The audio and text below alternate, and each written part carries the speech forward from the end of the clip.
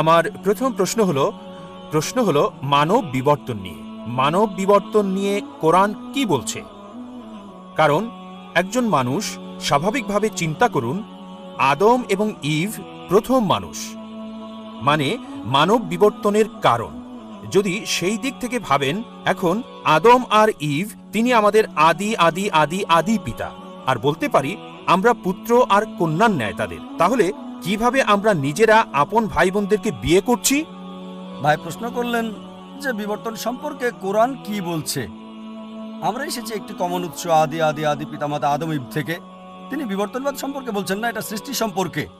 আপনার প্রশ্ন হলো, যদি আমাদের উৎস হয় একই আদি আদি আদি পিতামাতা আদম এবং ইব, তবে কিভাবে আমরা ভাই বোনের মাঝে বিবাহ দেই? এটা আপনার প্রশ্ন, ঠিক? আল্লাহ বলেন পবিত্র কোরআনে সূরা হুজরাতের 49 নম্বর সূরা 13 নম্বর আয়াতে, ইয়া আইয়ুহান নাসু ইন্না খালাকনাকুম মিন যাকারিন ওয়া উনসা ওয়া জালনাকুম শুউবান ওয়া কাবাইলা লিতাআরাফু ইন্না আক্রামাকুম ইনদাল্লাহি আতকাকুম ইন্নাল্লাহা আলিমুন খাবীর। হে মানব জাতি, আমি তোমাদের সৃষ্টি করেছি এক জোড়া পুরুষ এবং নারী থেকে। আদম এবং ইবের কথা বলছে, আল্লাহ তাদের শান্তিতে রাখুন। হে মানব জাতি, আমি তোমাদের সৃষ্টি করেছি এক জোড়া নারী এবং পুরুষ থেকে, এবং তোমাদেরকে বিভক্ত করেছি জাতি ও গোত্রে, যাতে তোমরা একে অপরকে চিনতে পারো, একে অপরকে মন্দ বলবে না। আল্লাহ তাআলার কাছে সেই বেশি সম্মানিত যার তাকওয়া বেশি, খোদাভীরুতা আছে। এবার আপনার প্রশ্নে আসি, যদি আমরা একই উৎস আদি আদি আদি পিতামাতা থেকে আসি, তবে কিভাবে আমরা ভাই বোনদের বিয়ে করছি?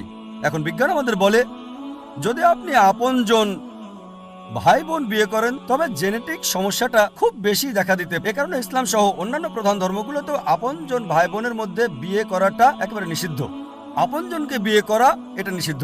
কোরআন বলছে সূরা নিসা 4 নম্বর সূরা 22, 23, 24 নম্বর আয়াতে বলা হয়েছে, তোমাদের জন্য বিয়ে নিষিদ্ধ তোমাদের মাকে, তোমাদের ফুফুকে বিয়ে করতে পারবে না, তোমাদের খালা, আপন বোনকে বিয়ে করা বৈধ নয়। এভাবে আপনদের নাম বলা হয়েছে, একেবারে রক্তের কেউ।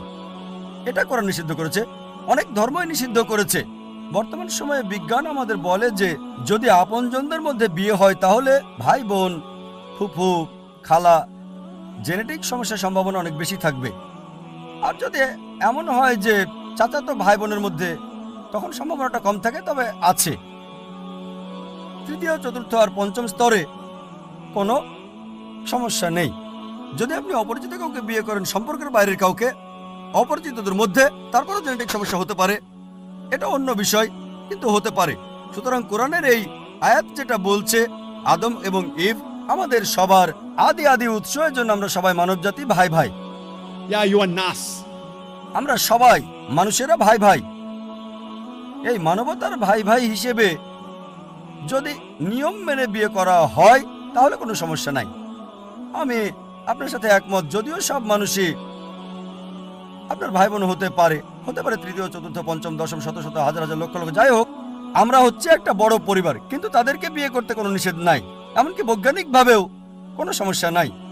শুধু আপনজনদের মাঝে বিয়ে করলে আপন ভাই বা আপন ফুপু, আপন খালা, জেনেটিক সমস্যার সম্ভাবনা রয়েছে, কিন্তু অন্যদের ক্ষেত্রে নাই। তাই আমি আপনার সঙ্গে একমত, আমরা সবাই মানবজাতি, মানুষ হিসেবে ভাই ভাই। তবে তাদের বিয়ে করতে সমস্যা নাই, ইসলামে নিষেধ নাই, এমনকি বিজ্ঞানও সমর্থন করে। আশা করি আপনার উত্তরটা পেয়েছেন।